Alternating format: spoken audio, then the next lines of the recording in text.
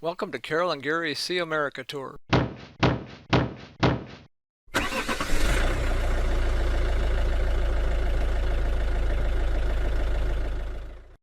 Hello again, everyone. On Friday, September 3rd, Carol, Jasper, and I left Pennsylvania and drove 60 miles southeast to Atlantic City, New Jersey. Primarily because of its physical size, we will only be staying in New Jersey for 1 week. But New Jersey is the 47th state that Carol and I have visited together. By 1850, the potential attraction of the South Jersey Shore's cool breezes and beaches was recognized, and the idea of developing a resort was first promoted by Dr. Jonathan Pitney, a local physician. With transportation the key to development, Dr. Pitney, along with a group of businessmen, secured a railroad charter in 1852. By 1854, construction of the Camden Atlantic Railroad line was completed. A civil engineer from Philadelphia, Richard Osborne, designed the city layout and proposed the name Atlantic City. In March 1854, the city was incorporated and 18 voters elected the first mayor of Atlantic City. On July 1st, 1854, the first public train left Camden, New Jersey, which is across the river from Philadelphia, for Atlantic City, to signal the opening chapter in the city's rich and colorful history. Atlantic City's proximity to major population centers, coupled with convenient, inexpensive train access, allowed thousands to flee hot cities and enjoy summer pleasures at the cool seashore. The city grew rapidly and offered lodging, dining, entertainment, and amusement for all ages, tastes, and incomes. Attractions such as the Boardwalk, amusement piers, floor shows, and beauty pageants drew large crowds of visitors, including many famous people throughout the years. From the 1880s to 1940s, Atlantic City was a major vacation resort. In the 1950s, with an economy entirely dependent on tourists, as air travel to vacation spots in Florida and the Caribbean became widely available, Atlantic City's popularity as a resort destination began to decline. By the 1960s, the city was beset with the economic and social problems common to many urban centers at the time. Many of the great hotels were suffering from high vacancy rates.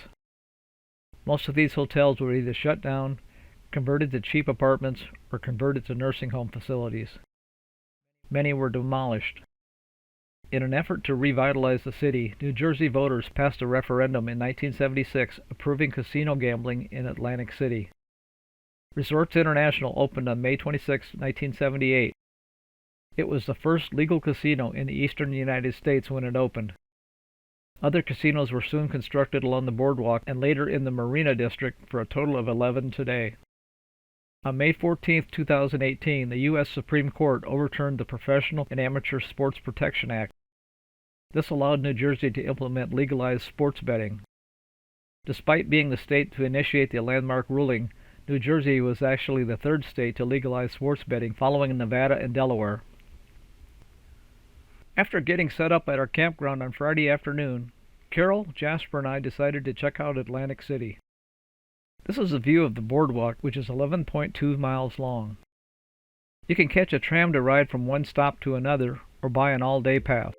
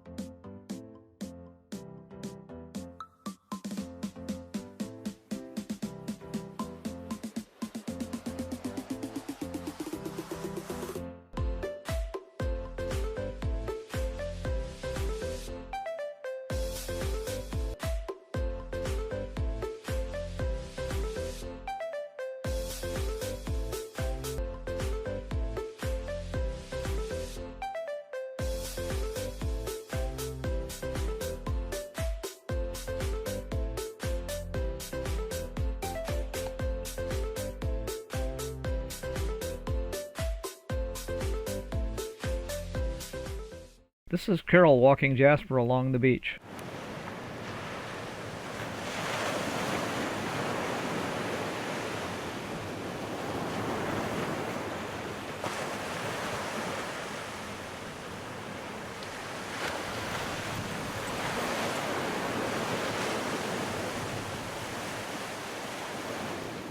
The beach is isolated from the boardwalk by a wall of sand. Paths have been built across the dunes to allow access to the beach.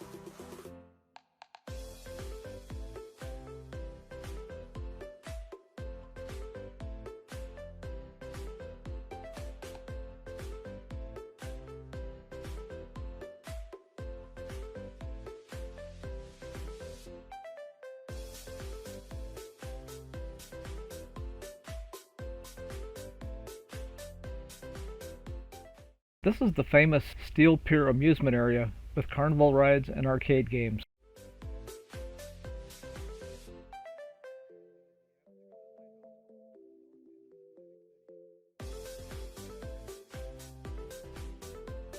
On Saturday, September 4th, Carol and I visited the Absecon Lighthouse on the north end of Atlantic City. This is one of 11 lighthouses that line the New Jersey coastline.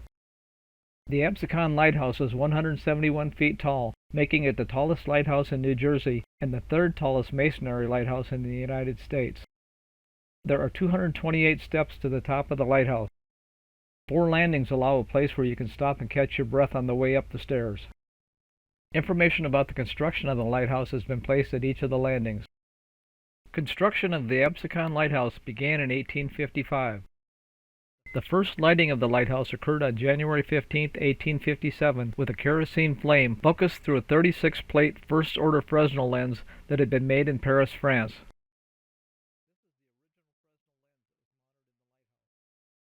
This is the original Fresnel lens that was mounted in the lighthouse.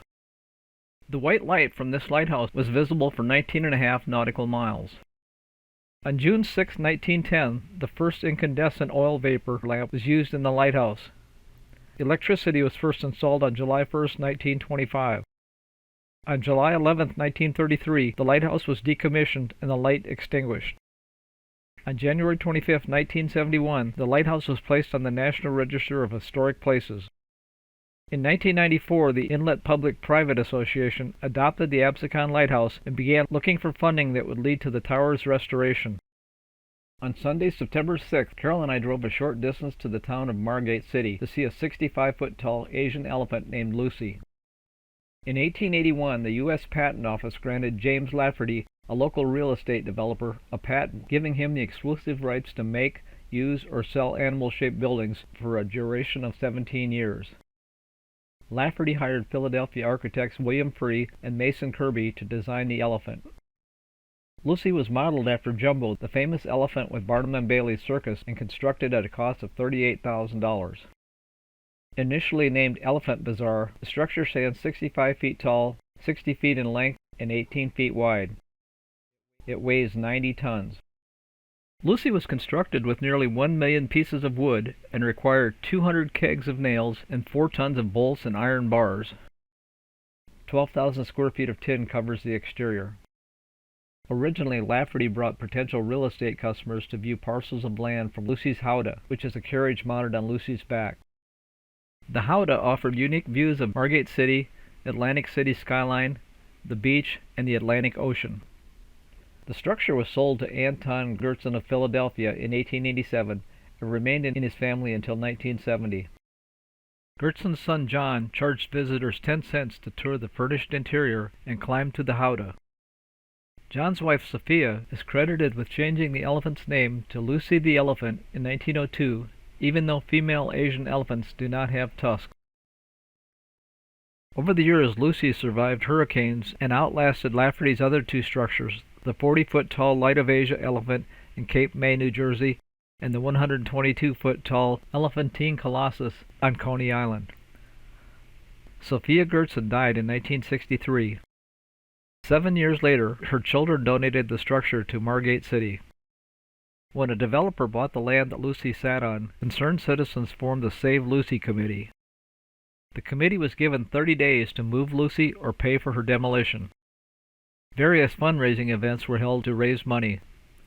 On July 20th, 1970, over a 7-hour period, Lucy was moved approximately 100 yards to the west-southwest to a city-owned lot and then completely refurbished.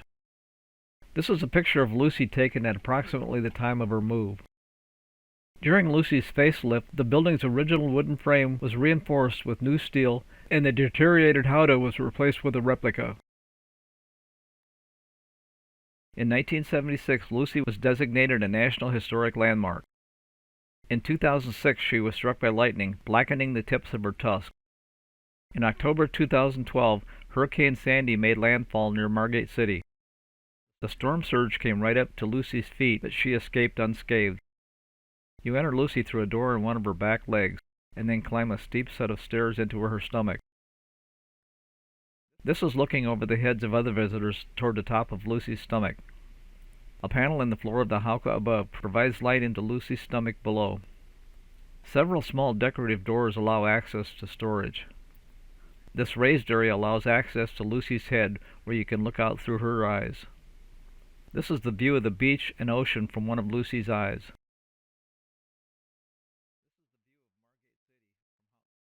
This is the view of Margate City from the howdah.